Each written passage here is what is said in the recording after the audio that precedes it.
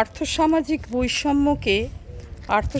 বৈষম্যকে ভেঙে দিয়ে জীবনের উজান বেয়ে অনেকটাই পথ হাঁটতে হাঁটতে জীবনের যখন সন্ধিক্ষণ, দুর্গাপুজোর সন্ধিক্ষণ আসছে, ঠিক সেই সময় মানে মনের ঝলকানি বা উচ্ছ্বাস। কোনো কাজই ছোট কাজ নয়।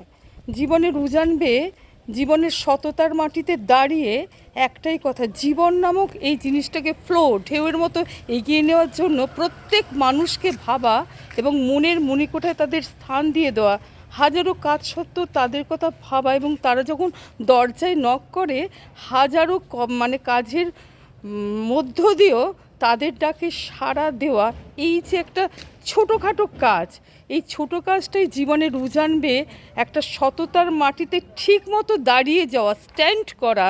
সেটাও কজনই বা বলতে পারে এরকম একটা সত্য কথা।